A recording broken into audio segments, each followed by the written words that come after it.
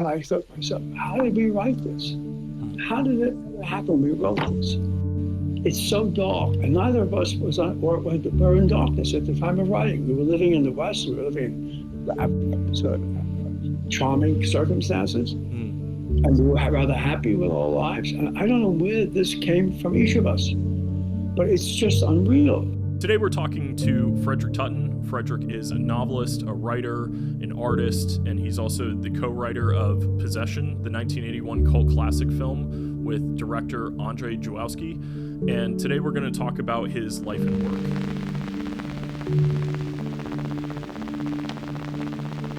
work. Frederic, thanks so much for being on the Real One podcast today. We really appreciate you being here. Well, thank you for having me, of course. Frederic, I wanted to start out with the storytelling in your life, and I wanted to go back to your early life. So you grew up in the Bronx, and I'm thinking, what kinds of stories or films sort of first sparked your imagination that got you on this path of wanting to be an artist? Well, when I was a kid, we had no television. There was radio, and then there were books. And as soon as I was able to read, I read all the time. I read everything I could read, and of course fiction was part of it. Do you remember any early titles that come to mind? My special favorite when I was maybe 10 or somewhere like that was Robert Louis Stevenson, who was kidnapped. Those marvelous books of his. And then we went once in a while to the movies. So the movies were another very important part of my growing up, all well into my later years. They said they've been and stayed in school part of my thinking about life, about art, about making movies, about writing books, about painting. So that's the early part of it is voracious reading, and wanting at 8 years old to be a writer. I remember I had a notebook and I wrote on the cover of it, "This is my writings." I've written them all about this. You can find it online. I mean, if you're interested enough to find out about that. My memoir tells you all about this early childhood and going into adulthood. But for me, it was a way to escape the Bronx, a way to find myself in a different world. And it has brought me to different worlds all through my life because of that. I lived in Paris, I always wanted to live. I co-wrote this film with Andrzej Żuławski, Possession. I wrote about film for Vogue for a long time. And I had a very interesting time in Brazil with the directors from Cinema Novo. I think we talked about that, Carl. Frederic, could you talk a little bit about your career as a film critic, because you were a film critic before you ever partnered with Andrzej on Possession? Yeah, for whatever reasons, how it happened, I don't know. But I wasn't the staff writer. I was a freelance writer. I wrote pretty regularly for Vogue film reviews. And it was in the 60s. There was a lot of interesting work going on. There was a new wave. Eastern European films came out, Milos Forman's film, Fireman's Ball. So my editor, who was a brilliant woman, said to me, "Look, not a film magazine. We want you to write about films that you like, because we want our readers to know about the films that they want to see or should want to see." That was her dictum to me. So in some strange way, I guess I was sort of chosen to be the independent intellectual films. So I did reviews of Godard's Weekend. I did the whole thing on Brazilian cinema. I did Alain Resnais and Marienbad. And it was wonderful. I was still in graduate school, and it was a way to get rid of the tedium of graduate school. just to breathe another kind of atmosphere other than the classroom and the library. So that was a wonderful time, yeah. When I went to Brazil in '68, I went there, and because of Vogue, I was able to meet all the Brazilian filmmakers that I wanted to meet, I'd heard about. That's been my life, interchangeable with painting, writing. Yes, and I hope making more films. I hope we can talk about Possession a little bit, and then talk about the film that Andrzej Żuławski and I wrote together right afterward, immediately afterward. Sure. That sounds great, Frederic. So since you've already mentioned it, and you've mentioned your time in Paris, we could go ahead and dive into that and then talk about what you'd like to talk about. And I wanted to point out that when I spoke to you on Friday on the phone, I had mentioned how I'm 37 years old, and I had discovered Possession about 5 years ago. When I came across it, it was very hard to find at the time, and I think I ended up borrowing a DVD from someone. This is sort of before this renaissance that I think the film is now having, where younger audiences are rediscovering this film or maybe discovering it for the first time. And there seems to be a lot of people my age and younger who are very, very interested in Possession because, as I've said to you before, there's really nothing like it. I watch a lot of movies, and I've watched a lot of intense movies, and Possession is something that really stands out in my mind. And you were obviously a crucial part of this process of creating this film. And I was just wondering if you could share any stories or talk about the process, or really anything that you'd like to share with us about Possession. Well, the interesting stories are probably the stories about the process of getting the film made, because I'm sure every filmmaker has gone through something like it, similar to it, which is to say, to go from elation to disappointment to elation to disappointment. I got a phone call one day from a marvelous director, a woman called Danielle Thompson. She's French. She was married to an Englishman, but she's written lots of wonderful films. Mm-hmm. One with Isabella Gianni, in fact, called Reine Margot. Mm-hmm. That's her film with Gianni. I love that film. And it's a wonderful film. And so one day she phoned me, I'm not sure what year it was, even 78, 79, and said she was given a treatment by a Polish director for consideration to make a film together. And she said, I thought the treatment was interesting, but it wasn't my kind of work. She said, it's a bit surreal, which of course interested me. And she said, I said, well, have it sent to me. We didn't have email. This is before computers, before email, before. So eventually this little tissuey little treatment arrived, maybe 15 pages, not maybe more than that, less than that. And it was wonderful. I knew right away. It was fascinating.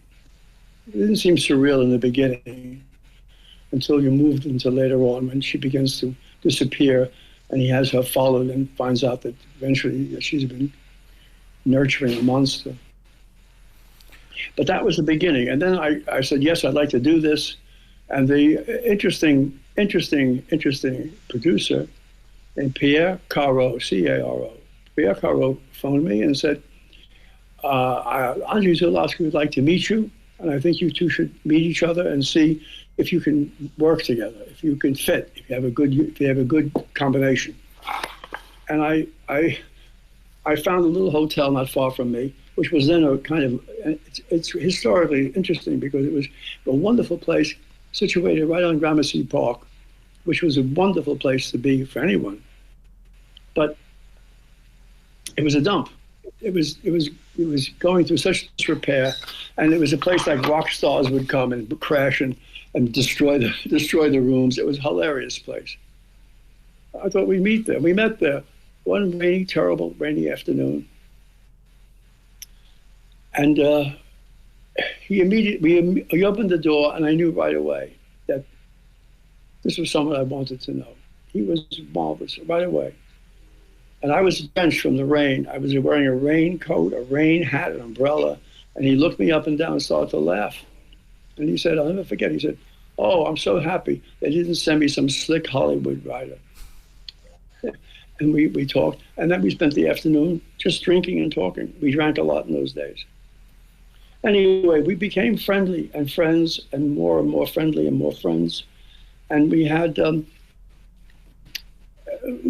a time to go to live in Saint-Tropez and develop the script. And we did more work on the script that summer. It was a marvelous summer. A rich friend of his, a wonderful woman, now a novelist.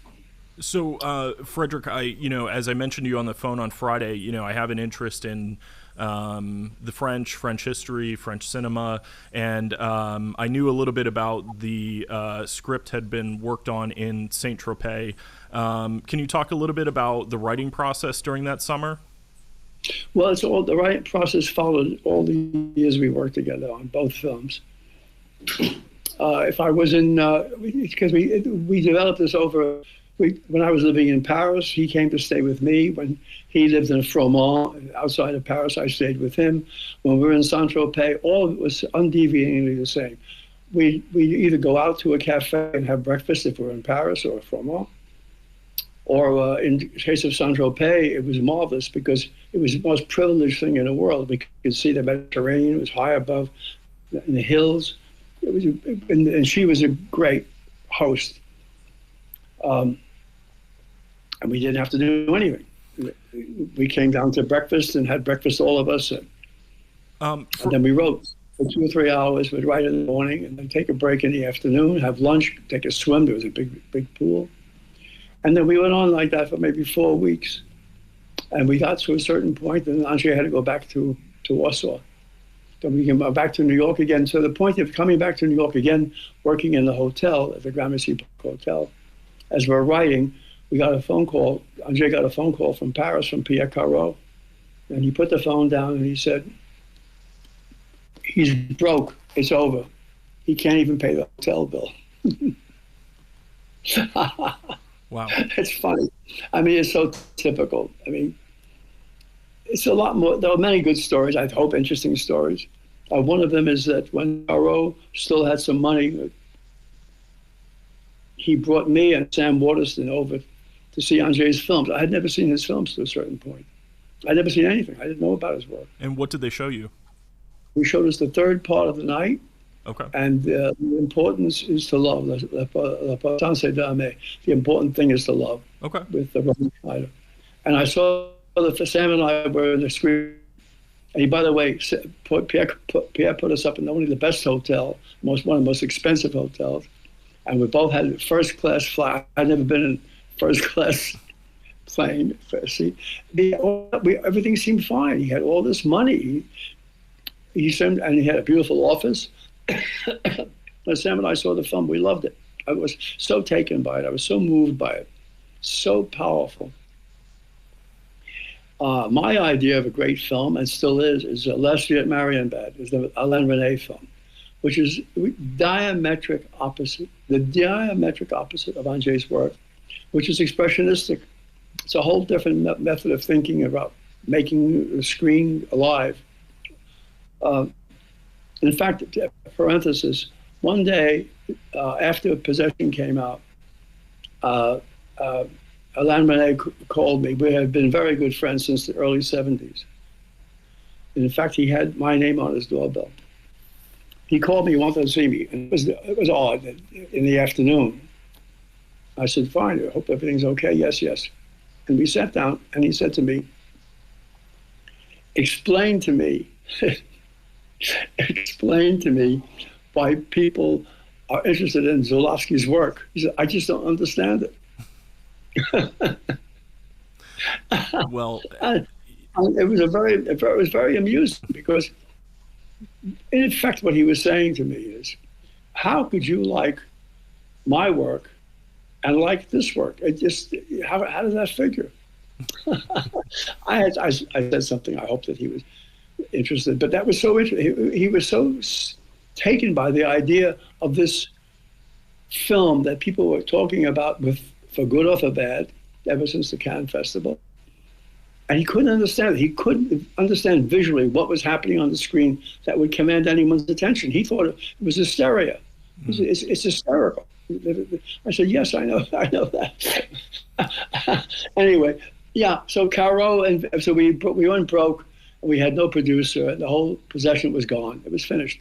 Well, Jay had to go back to Poland, and that was the end of it for a while. Yeah. Well, Frederic, one of the burning questions I have for you about the process is, this is a film to me where it's so genre bending in a way. To me, the first act, it's like the worst marital breakup story you've ever seen. Then when you move into act 2, it sort of turns into a horror movie. And then by the third act, we're really talking about a Cold War thriller.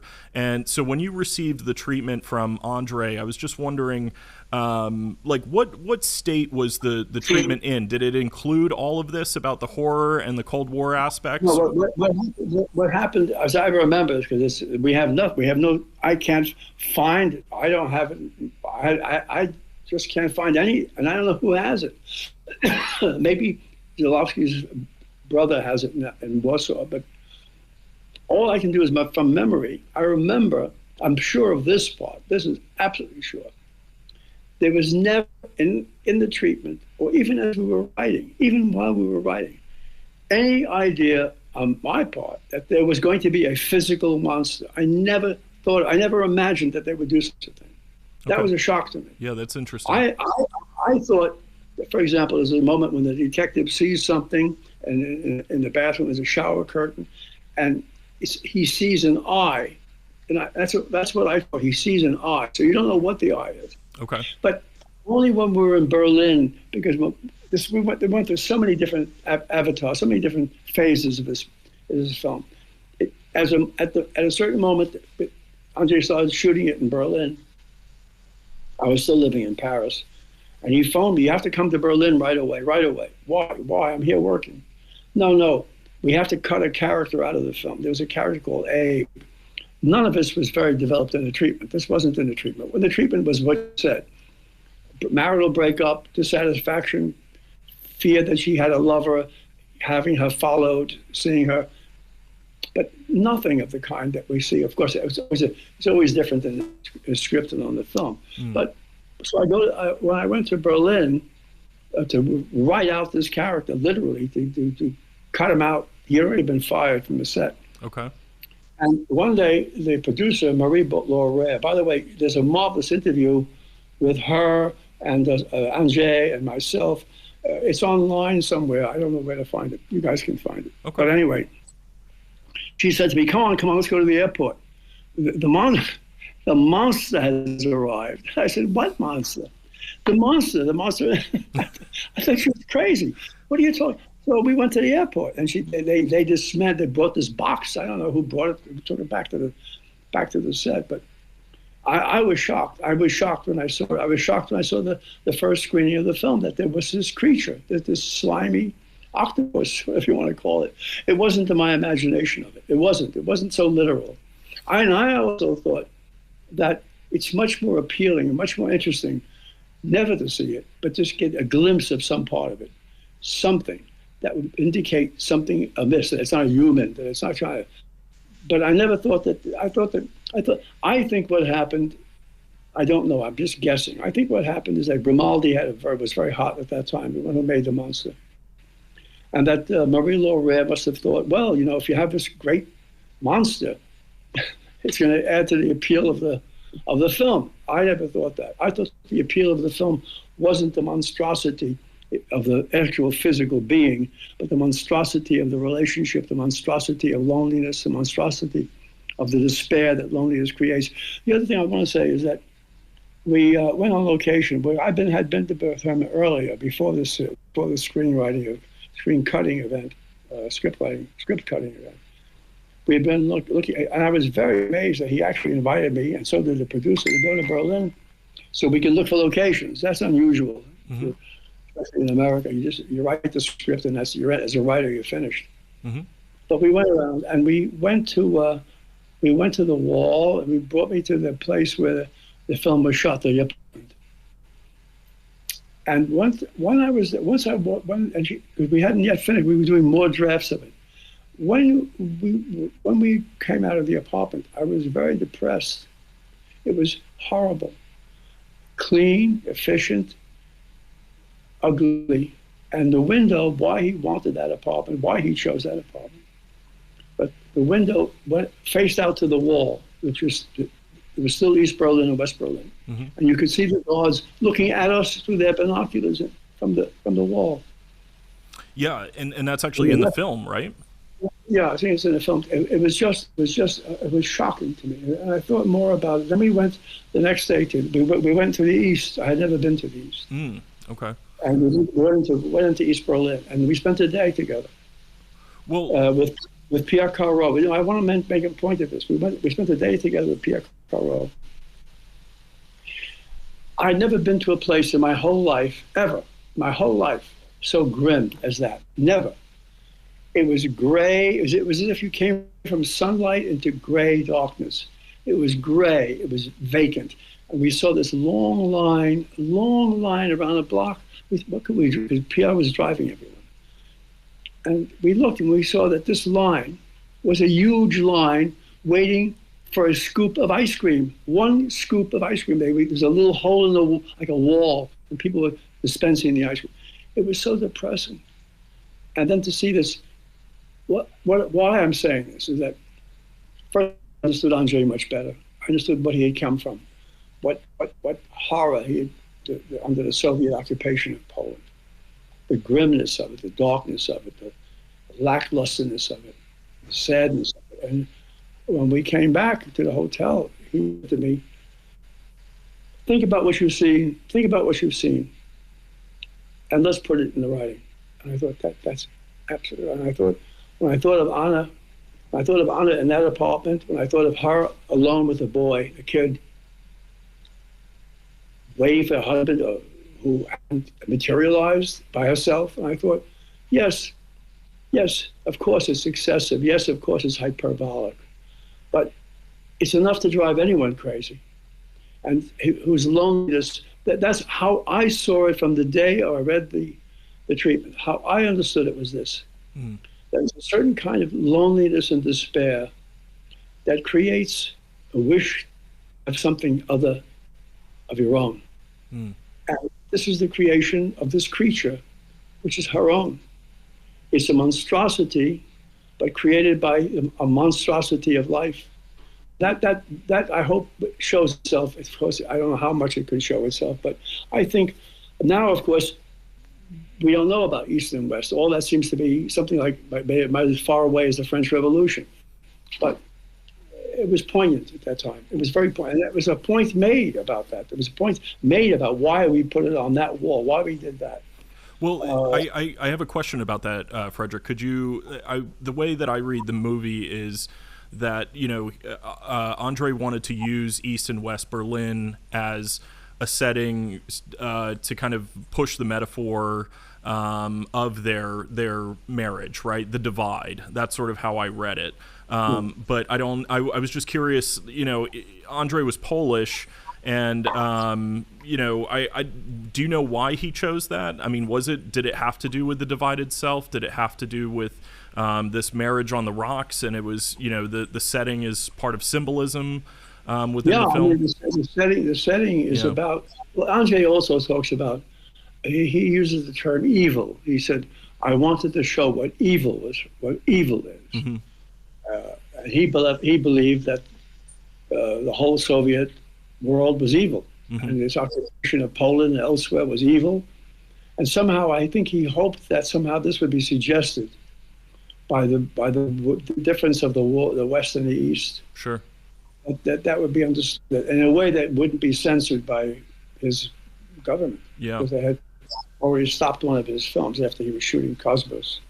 So he had to tread very carefully to keep his passport, to be able to travel, all that stuff. He had you know, it's interesting about Andrzej because he had to walk this tightrope between two worlds to be able to deal with the West, to have enough money to make a film, to come and make a film, and to deal with his bloc, so that they were not going to block him from travel, from anything, take his passport away. And he lived in a very dangerous mode. It was, and these are all things you can say now, but when I just had that one vision of the East, I thought, it changed me. It just absolutely changed me. It was extraordinary. Anyway, yes, yeah. Yeah. Well, I think Sam Neill was adorable. He and I have been in communication in the last 6 or 7 months. okay. I'm writing some. Well, I might as well say this. I wanted to publish the whole of the script of the of Possession, with all the notations, the writing that I did on the script by hand. Mm-hmm. It's in the Ohio State University Library, and I have a publisher. We're supposed to come out with this now in September, and then I realized maybe I have a problem with the current ownership of the film rights, which is Paramount. Mm. Paramount wants to do a remake now of the film. Mm-hmm. And I didn't understand that when I signed. Let me tell you, this is, I think, very important. That's why it has to do with the version of the film you saw. I got one day, I think I was in Paris, but I can't remember now, all blurry, but either Paris or New York, and this guy comes into my door, like a motorcycle vest and jacket and helmet and all kinds of shit, with an important, urgent thing from Marie Laurent, the producer. What is it? With a note. Frederic, please sign this. Andrzej and I both approved it. And I called her. I said, are you sure Andrzej approved of it? Yes. And what it was, that I gave away my rights to the film, my rights to the script, my rights to everything. I didn't really understand it. She said, we want to have it shown in New York. There's a producer in New York wants to buy it and show it, but we have to get a release from you. That's what I thought it was. Whatever or not, I didn't have a lawyer. I didn't know anything, but I signed it. That means that all of a sudden, as I was ready to go publication, somehow it's a long story about how I have a marvelous French lawyer who does film rights and stuff like that, who loves Possession, by the way, and worked with me pro bono. I could never afford a transatlantic bilingual lawyer. And he said, no, you better not do it. They wrote back, whoever it was from Paramount, wrote back saying, if Frederic Tuten gives up the droit moral, you know what the droit moral is in France? The thing called, it's the moral right. An artist, and it's unlike America or probably England, the moral right is you as an author or co-author have the moral right to that and can never be taken away.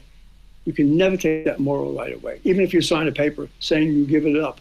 So the lawyer said, look, they want to make a deal with you, which is give up the moral right, the droit moral, and they'll let you publish Possession. And then he said, I advise you not to do it because down the road they might be actually making the film, and that droit moral entitles you to is the agreement that the film would have the spirit of the original. So there are lots of things I can do to put my voice into it if they make the film again. So I decided not to sign that. Interesting. And what I'm doing now, I want everyone to know, please, it's very important to me. I hope to you too. I think to you profoundly. We did, after the film came out, within a few weeks after the film came out, we get a call, or Andrzej gives me a call, that the actress Nastassja Kinski's agent wants to, and a producer, Georges-Alain Vouille, they want to hire me and Andrzej to make another film for Kinski, just for her, write a film for her. Andrzej said, are you a, of course I want to do it, but I want to work. I loved working with him. It was, how can I say it? I mean, the words really can't describe this. He was brilliant. He's brilliant. A lot of brilliant people who are moronic otherwise, but he was endearing and charming and funny. His English was impeccable. He used to correct my spelling. It's incredible. That's his third language. Anyway, so I want to say this. We started doing the film. We did the film. We worked day and night, literally day and night, in both places, in Paris and Vermont, where he lived. And then we gave the script in to the agent, who said, I won't even show her the script. I won't even show it to her, because this would ruin her career. If she were to make this film, it would ruin her. So that was the end of it. He tried again a few times. I think he tried again when he was with Sophie Marceau. He brought to some people, thinking that the Lynch films would have maybe made it more agreeable, more acceptable, because it's such a dark film. This is such a dark film.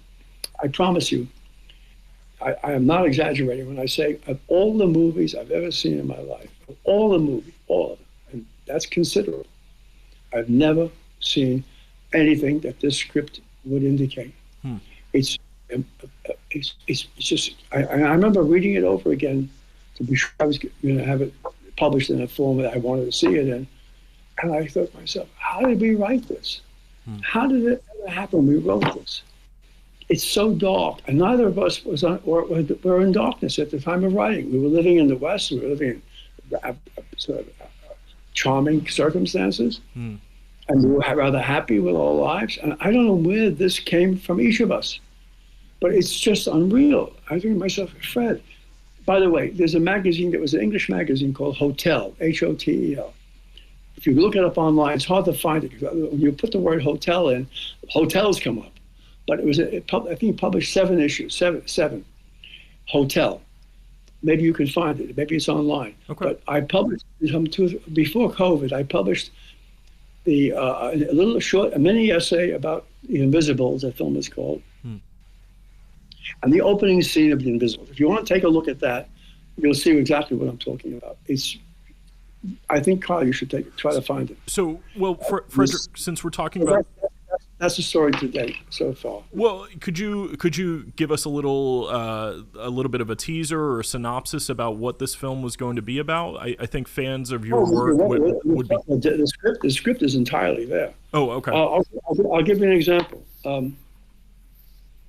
Well, it's a film about a film director. So it's a film about making a film, which is set in the South during the Civil War. Imagine that. So that's part one. So it's while the film is being made. That's part one. Part two, the director is in love with the actress. Not so unusual. Who's in love with a kind of horrible young heroin addict. This is all set in Paris and New York. I should remember that. Say that. And the other thing is that the film director has a brother who's a priest. There's a dichotomy between the two lives of the two brothers, and the intersection is this young woman. It's very complex. There are many other kinds of characters. There are many more characters than Possession. Possession only has a handful comparatively. This is a much more enriched, extraordinary thing. It's about the making of a film, and in the meanwhile, horrible things happen. And they are horrible. And I want you to read the opening scene. You'll see. I will. Frederic, did you and Andrzej get a chance to talk to Nastassja Kinski about this role? No, we saw, but Andrzej said, "Come, I want you to meet Kinski." This is before we did the script. As we were writing, I want you to meet Kinski. I want you to take a look at her and see how she would be in your imagination as we're writing. So we had a marvelous evening at then the Port Royal Hotel Bar. It was a famous. If you knew Paris, I just said Port Royal Bar, you'd understand. It was very close to the Gallimard office, which means a lot of our writers and editors came there for either lunch or they came there for lunch and for dinner. It was a marvelous, down the lower level of the hotel. It was fascinating. The bartender was so well known that Mitterrand eventually gave him the Legion of Honor. I mean, that's the kind of place it was. So I met with Kinski, and it was interesting because, of course, I had seen her films. I thought she was marvelously beautiful, the kind of beautiful look I like so much. She was very fragile, very delicate, very soft-spoken, very touching, big, sad eyes. And I thought, oh, this is her. This is the character we're going to be writing about, yeah.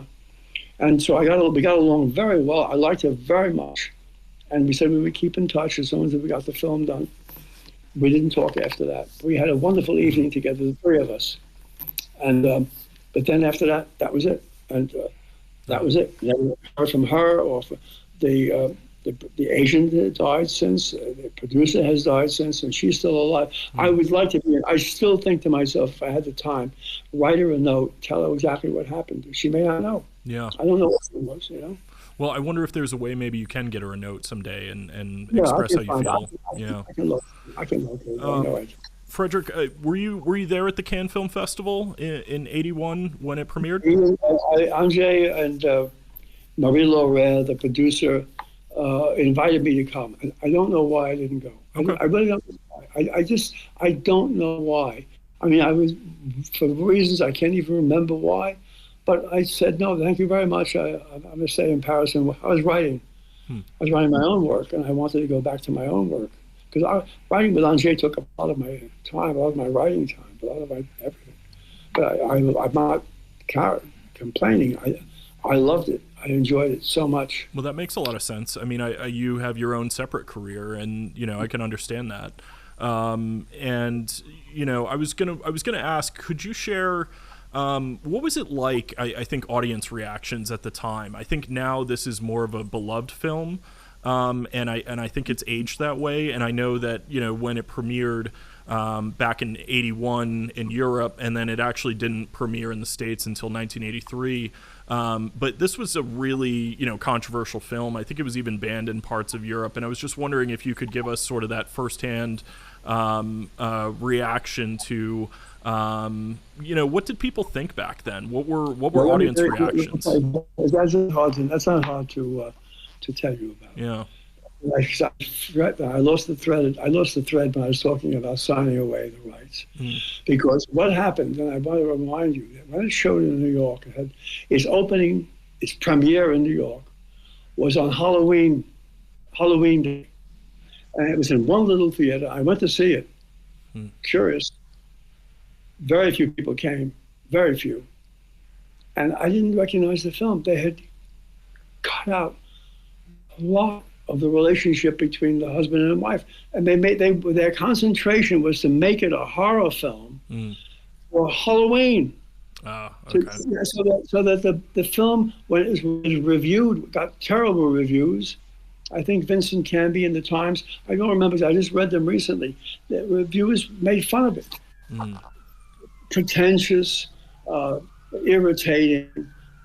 It was amazing, but that was the American version. I don't know who saw it at that time, the French version. But when it came out in France, when it came out after the festival, and the reactions were exactly the reaction. They were split. People were in love with the film, crazy for the film. I remember Andrzej was very, very excited and very proud, because the front page of Le Monde, which was then, and so is, I think, the most important, intelligent newspaper in France, Le Monde, the world. The world. The front page had a whole thing, the apocalypse. It was about how great this film is, that the film is about the apocalypse of the West. I mean, it was extraordinary, beautifully written. And so there was that. On the other hand, there were people who just hated it, hated it. And so the division was always there, but there wasn't the following. The following, I think I told you on the phone, years ago, 8 years ago, maybe 9, I get a call from the director of the Anthology Archives in New York, Jed, saying, we'd like you to talk about Possession. We're going to screen it. And I remember laughing. I said, who's going to come? Who's going to come? He laughed. He said, well, why don't you come and see? Will you do it? I said, of course I'll do it. And my wife and I went there. We got a cab, and we got to the Anthology Archives, because I don't live too far away. And it was, again, it reminded me of the line waiting for the ice cream cone around the block. And I thought there has to be a club here. So all young people, they're waiting online to get into this club. When we get closer and closer, we get in, and we see that everything is packed. The ticket room was sold out. People were waiting in the lobby. I went upstairs. We got into the room. There were people outside in the corridors with a television screen, waiting for the thing to appear. The place was packed. There were the aisles, which was illegal, but people were sitting in the aisle, all young people. I don't think there was anyone there over 25, 26. And I was shocked. So we screened the film, and afterward, and I think I may have said this to you, what was shocking to me, was not only people liked the film, they sometimes had memorized lines from the film. They would recite the line to me.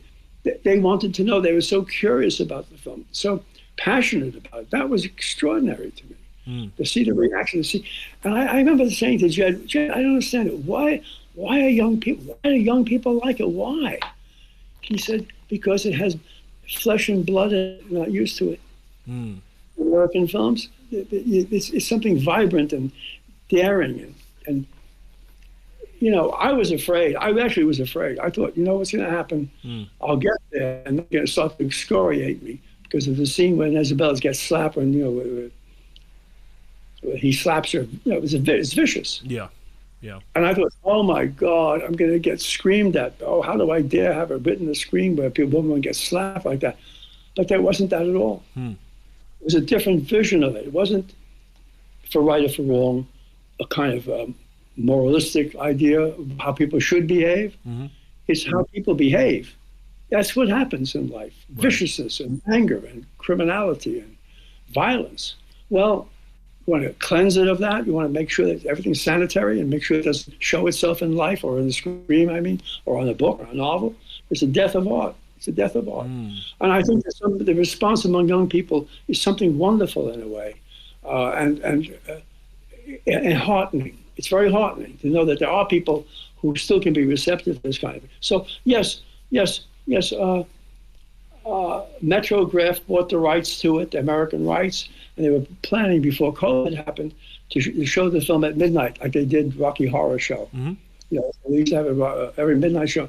But I think with COVID, that wiped away all. I don't know if it's ever been screened anymore. Well, yeah, and actually, that's what I was going to point out to you, that at Metrograph, they regularly play Possession. So if you check their calendar, I know for quite a while I kept checking back, and I want to say at least once a month they were playing this film, and people in New York City just kept going, and I think that they there was a reason why they would keep going, and it's just because it's something that, like I said before in the intro, that I've never seen before. I think there's a raw force here when you watch this film. It just, Frederic, I've seen the film about a dozen times, and honestly, it really kind of knocks me on my ass every time I watch it, because it just really is incredible. I mean, just the way the camera is moving, the performances, it's so raw, it's so violent, like you said. Listen, thank you so much. Thank you so much for saying that. And I wish it, I was so sad, I think I told you that after the second time, I think we did this, the second time we did the thing at the Anthology Archives, I called Andrzej and I said, look, Andrzej, let's try to get Invisibles made again. Let's try. He said, why? I said, you don't understand. The response here to Possession is so great that there has to be some movement toward this new thing we've done. He said, look, he was tied up in doing Cosmos and making Cosmos again. And he said, if I can't do it, Fred, but if we can find a producer, I'll do it. I'll be happy to work. We'll do it again. And at that time, Andrzej got sicker, and he had pancreatic cancer and died. And no one else can make this film. No one. You can't. Try to imagine Marion Bad made by someone else. I can't. You copy the shop, but why bother? Yeah. Why do it? So that's just, I'm very, very sad whenever I think about this.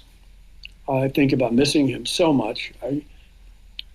What began as a work relationship became a friendship, and then deeper than a friendship became a kind of Bruderschaft, the German brother love. It was very, very, very, very interesting how much, I hate to put it so pompously perhaps, but how much we learned from each other. That was very extraordinary. I mean, I learned an awful lot from him about living.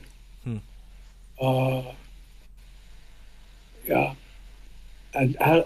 also I hope some of his courage. I mean, we're very indulged. We worry about whether or not a movie will be made by some producer, Hollywood, whatever. We're indulged. but the double threat of trying to find a way to make the work happen and trying to avoid prison. I mean, well, maybe we're going to have that again. I don't know. Yeah. But, well, Frederic, yeah, I'm sorry if I stop, I get choked up because when I think of it, I miss him so much. And it's very true that as you get older, and I'm very old now, it's very hard to make new friends. You can make friends, but the time it takes to really grow in a relationship, to have it mature, have it maturate. You know, you have to start off younger than that. You have to know someone like 10 or 15 years. I think, but it's true also in love relationships. I don't know. Yeah, I would agree with that. I think you're spot on about that. Frederic, I think that was a really touching moment that you just shared about your relationship with Andrzej Żuławski. And I hate to pivot back to the remake, but I just wanted to, or the pending remake, but I wanted to get your thoughts on, has anyone contacted you about this remake? Do you have any interest? Paramount hasn't contacted me. Okay. We've contacted, my lawyer and I in Paris have contacted them. Okay. Where we now stand is that I'm not going to sign away the droits moraux. And so that is if they make the film, what maybe I could do, I hope they would do, if they were sensible, I might work as a consultant on the script in some way or some capacity. Wow. Because I have the droit moraux, you should look it up. If you're interested in film world in France, the droit moraux is an incredible thing. It's about any novels, anything. The author of the work is entitled to rights over the work, even if you say you signed them away. It doesn't matter. That's fantastic. That is fantastic. And it includes such things as a remake would have to be, according to my vision of it, in the spirit of the original. Even to that point, we have something to say. Oh, okay. So we'll see what happens. I mean, yeah, well, I just wish, of course, he were alive, and I wish that there would be some way that someone could make this film. It's too important, and it's not important to me at this point in life. I mean, I have my idea of a career aspirations are really very negligible. I just would like to think of it as an existing. That's why I want to publish it. That's why I want the script to be. I want people to see what we've done.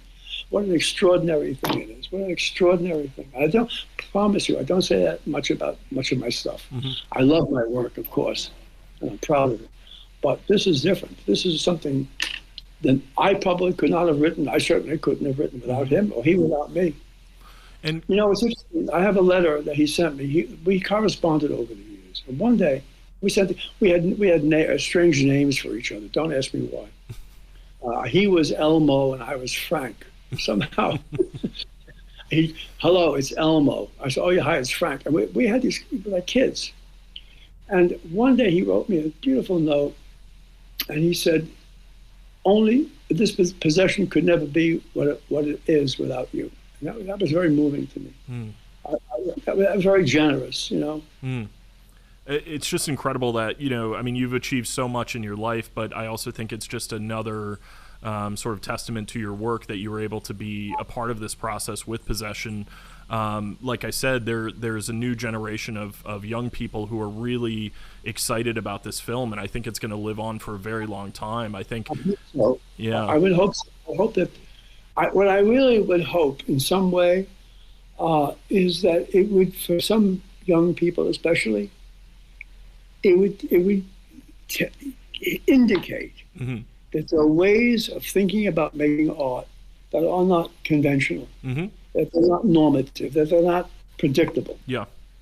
It's not a predictable film. It looks like, oh, here it is, a horrible breakup of a marriage. No. Look how it starts. The man comes out of a taxi cab. That's it. Bang. And there he is with a suitcase, and the wife comes out, and it's immediately, you're in it. There's no establishment shot. There's nothing. It's just bang. That's that thing. Even that kind of thing. Twists of things that happen. Yeah, it would be wonderful. You know, young people, when they're still young enough to have ideals, if they have any to begin with, it's hard to negotiate a world without ideals, or without principle, or without ethics, or without originality, or wish for originality. But maybe possession could at least say, look, there is a way. I remember Andrzej came to, I was teaching a film at the University of Paris, at Paris, one of the branches of the Sorbonne. And Andrzej and I, we were talking, I said, why don't you come to my class? Come talk to my students. And they were beyond themselves. They couldn't believe he was in the class. They couldn't believe that he was there, this man, this director. And they were excited beyond words. And one of them, at the end, he talked a little bit, and then they said, well, what is it we should know? What should we know? And I remember, I'm going to start to cry, really. He said, you have to know. To be brave. You have to have courage to make a film that you want to make. You have to be brave. And everyone was silent. That's what I hope. And I hope in some way, speaking of myself, at never-ending self-promotion, I hope in truth, deeply, with all my belief about this, that some of my novels have done the same thing for younger writers. That I never wanted to write, ever in my whole life, any kind of formulaic, conventional, bourgeois novel. Never. Otherwise, when I was doing classes in creative writing and graduate level at City University, and again here at Desert in Southampton, I say immediately, if you want to write to make money, well, give it up, because you may not make money. That's what your intention. I said, if you want to make money, sell drugs. Don't get caught. That make you make a lot of money very quickly. Sell drugs, but don't get caught. Sell drugs. Otherwise, to sit there thinking you're going to write a film script or a novel, and by the time it gets published, you may be 100 years old, to think of making, no. If you're not in this world that we're talking about, with any idea of anything but trying to make something wonderfully fresh, ravishing, new, what's the point? That's what I feel. Well, I think that's really interesting that you just mentioned that, and to kind of go off of that, and I'm hoping that there's a little bit of a part two to this. What can young people sort of take away from what you're just saying here? Like, how do we inspire young people to make great art? Whether you're a painter or you want to be a writer, like the other thing I should talk about Andrzej. One of the reasons we had this extraordinary friendship was that Andrzej have said, and what I would say to everyone, is that you have to. Andrzej read voraciously. Of course, he could read in French. He could read Polish. And he could read in English. And at the end, after being in Berlin together for just a little while, a couple of weeks, he began speaking German. He picked it up, right? He had an ear for it. But he read all the time. He read and went to theater and was interested in opera. In fact, I think he did a Boris Godunov. He did one of the, if you can check out his filmography, I think he made a film of the opera Boris Godunov. He made it for a French television. Okay. So I would say, deepen your cultural life. And that means your intellectual life. I don't mean intellectual, I mean creative, cultural life. And if you're a writer, all you have to do, forget about school. That may be useful in other ways. It may be useful in connecting you to other people who want to write, and you have friendships and develop them. Maybe you have a mentor who can help you.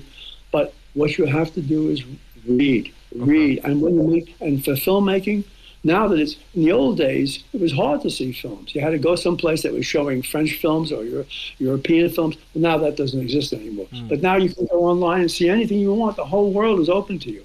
Look, interesting thing. I had one of my wonderful graduate students, Polish, by the way, Polish. Brilliant.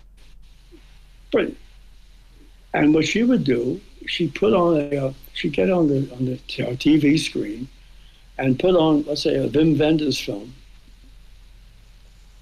And she'd have it on continuously the whole day, 24 hours a day. She'd go to sleep with it on. and she'd hear the words, and she'd see the images. She passed by the room and see. It just fed her. Images as a kind of wonderful nourishment. And then, yes, it's interesting to learn some way to do a conventional film. Why not? But that doesn't mean you have to do that in order to do something else. The old idea about painting was that you had to learn to do life figure. You had to do life drawing. You had to go to a studio and have a model and learn how to make the figure. Picasso did that. Matisse did that. That's all true. But that's not relevant anymore. You don't have to progress the so-called the conventional to the radical. Yeah. You can go right. Rimbaud did that. He didn't take any classes in poetry, and he revolutionized French poetry. And Whitman was read. I don't think he even had an equivalent of high school education. And he revolutionized poetry. One man revolutionized all the way of poetry. Think about that. Yeah, it's incredible. Extraordinary. The guts of it. Self-publishing, writing reviews about his own work. Imagine that. How hilarious that is. That is extraordinary. Well, he reviewed his own work. So yes, we have, something. It's really, how can I go on like saying this? What do we remember of literature and of painting and of poetry? It's always the thing that seemed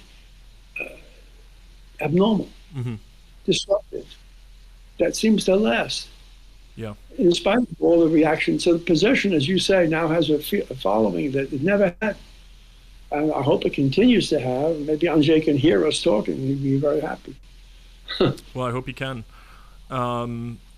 Frederic, I wanted to also, I had mentioned to you when we spoke on the phone on Friday that, I'm a movie buff. I love film. It's a huge part of my life. But, my background is in fine art, and that, I make photos and I make collages, and I've been an adjunct professor for about a decade now, and I know you are now painting quite a bit, and you have been a painter for quite a while. And so I wanted to open up the floor because it's rare that we have a guest where, it's a movie podcast, but you and I are both in a fine arts background, and I just wanted to open it up and talk about your work and what you're working on as far as painting and your influences. I'm very, very interested in that, and also I'm interested in that intersection between painting and cinema, because there's a large intersection between painting and cinema, and I think you understand that. Paintings are windows, much like cameras are, windows into a different world, and I was just wondering, wherever you wanted to start, about your work, your influences. Well, it's interesting that you say that, because don't forget that David Lynch, for example, started out as a visual artist. It's my favorite filmmaker. Did you know that he made? Yes. He made paintings. Yes. Yep. And in addition, he made furniture. I wrote about his furniture for a wonderful magazine out now different called Nest, N-E-S-T. Yeah. Alain Resnais, when his early films were films about Van Gogh, films about art. He was. If you see Marion Bed, you can realize I did an interview with him for Art Forum, which you can't find online. I don't know how you can find it, but we talked about Marion Bed and the influence of the French painter Poussin on that sculpture, the big sculpture of the man with the woman. That's based on a Poussin, not a particular painting, but Poussin. Sure. So the painting world, the artist's world, always gripped me. It gripped me. When I was a kid, I think I may have said to you that, and well, of course, as I say, it's in my memoir. I'm not just flogging the memoir, but just to have that this has all been said by me elsewhere. I wanted to be a painter more than anything else. I wanted to be an artist in the whole world, whatever that meant to me in the Bronx. It meant freedom. It meant escape from the Bronx. It meant escape from poverty. Right. I don't mean poverty. I meant what poverty limits you, how poverty limits your life. I wanted more than that. And I dropped out of high school. I went to the Art Students League. I took a job in a mailroom, mail company, mail order company. And I took life drawing classes. And this is the lesson we talked about earlier. I've never been, I very rarely was downtown. I was literally 15 and 1/2 years old because my mother signed the papers for release me from high school. Mm-hmm. And I went on these Saturday classes thinking I would learn the way that everyone else was supposed to learn, how to make the figure. When you can do the figure, then you can do everything else. That's what I was taught. That's what I thought. Right. And Picasso did it, but everyone did it. So I took the class, and I just, now, try to understand, this is New York, America in 1950s. What was it, 1952, 53? I forget it. Yeah. It was, I mean, no one wore a bikini. The repression was extraordinary. Mm. So I go to the class, and I sit there. I'm the only young person. I was a kid. People looking around, looking at me. And the model comes out, takes off, and she's naked. And I must have turned so red that the whole room got glowing with my red flushed face. And anyway, the long and short of that is I went on Saturdays, and I had no idea what to do. I had my charcoal, my pad. I kept trying to figure out how to do it. And one day, the teacher, whose name I will never forget, Ernst Feeney, F-I-N-E, and he came by, very imperiously, turned my pages of my pad, and then he stopped and he pointed and he said, "What is that?" I said, "That's her feet." And very loudly he said, "Is she wearing galoshes?" And the people tittered and he laughed. And I was humiliated. And one of the models I had a big crush on, I was like their mascot. It was such a wonderful idea that I was going to be an artist and have these beautiful models who were in love with me. It was just so great. And she said, "Don't worry about him. He's a jerk. Everyone knows he's a jerk. And it's very hard to do the hands and the feet for anyone beginning." But I was very humiliated, and I didn't go back, and I stopped making any paint. I was hurt. Mm-hmm. I was crushed. I felt wounded. And that's the thing about going back to what you were asking earlier about young people. This is what I say. It's almost a cliche, but for now, I say, if someone tells you that your work is great, it doesn't mean it's great. If they tell you it's terrible, it doesn't mean it's terrible. They don't know. People have imagined that they know, and they can pretend to know, but they don't know. And time and again, there are instances when a work starts. Here's an example. John Steinbeck wrote a novel called Cup of Gold. You ever hear of that book? Yeah, I have, yes. Yeah. Did you ever read it? That one I haven't read. I just read Cannery Row about a year ago, and I really enjoyed that one. You should read Grapes of Wrath. Read East of Eden. Yep. But Cup of Gold is one of the worst novels ever written. Okay. It's the worst, most dull, most boring. And you would think, my God, this guy has nothing. And then you find out he does Grapes of Wrath, which is magisterial. How did that happen? Because you can't predict that someone can do good work or not do good work on early work. Mm-hmm. That's just formative. Mm-hmm. Some people are clever; they know how to do it right away. Sure. But you have to grow into it. Why I'm saying all of this is that what I was saying is that the most important thing if you're young and trying to make something, don't let people crush you. Don't let people dispirit you. That's it. That's what the being brave meant with Andrzej. You have to be brave enough to withstand all these kinds of rejections. It's very hard. Robert Frost was asked once, "What does it mean? What does it take to be a poet?" And he said, "A strong stomach for rejection." Yeah. That's a good story. Yeah. So yes, about my painting. So that was it. I didn't give up. But then I started writing poetry. I started wanting to do more writing. I was always writing, but I thought myself as a painter most of all. Mm-hmm. These awkward paintings I make on panels. But then about 6 years ago, I started making color drawings again. Mm-hmm. And I just to say in parentheses, my eldest friend was Roy Lichtenstein. Mm-hmm. I wrote about him. We were very attached, very, very, very good friends, extremely good friends. And one day I said to him, "Roy, I'm making color pencil drawings." He said, "Let me see them." And I said, "Oh, you don't have to see them. I just want to let you know." "No, I want to see them." And he came over to my place and he started looking at my sketchbook. And he stopped at one or two and he said, one of them, he said, "Fred, this is beautiful." And I got nervous. You know, just because we're friends, you don't have to say that. You know, friends, beautiful. In fact, I gave it to him, and he hung it up in the studio. He had it until he died. But that encouraged me. So I made a lot of color pencil drawings, and eventually I had a show of pastels and on cardboard, pastels and oil on cardboard, maybe 5 years ago. I forget. A solo show. That was nice. It was really lovely, and that kept going. And there's a book. There's a book of my. It's not easy to find. It's called "On a Terrace in Tangier." Okay. It's one page has a drawing. On the opposite side of it is a short story, not more than half a page. Okay. Very compact, very intense. It was published only in an edition of 500. So I don't know. I know that my gallery sells it. You can go online, Harper's Gallery. I think maybe, but if you're interested, yeah, it's not that expensive at all. And it's a very beautiful, beautiful book. They did a beautiful job. So I started making these drawings and then moving slowly into painting.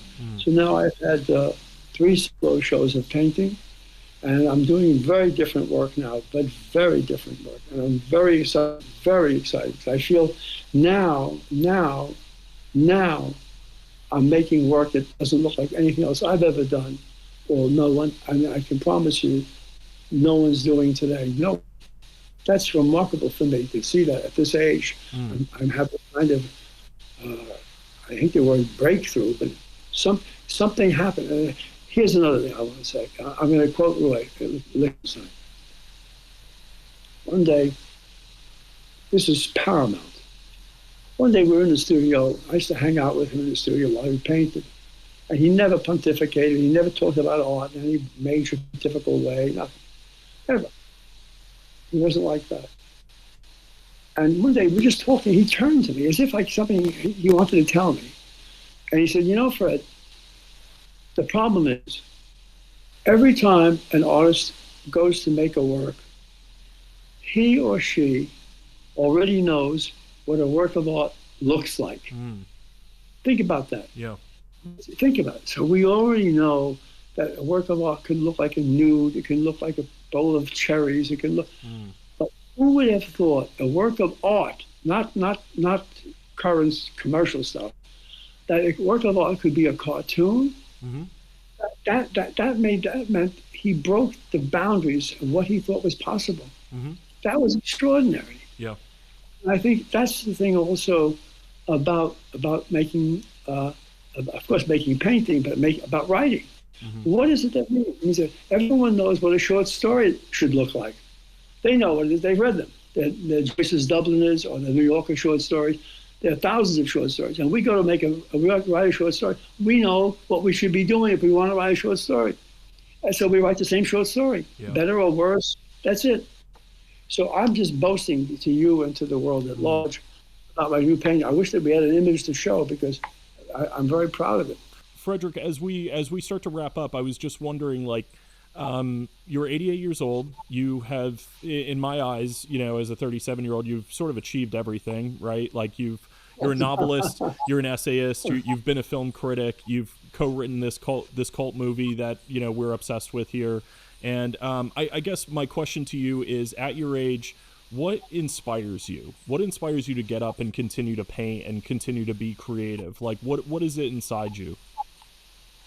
The New York Times, you can look it up, it's online. They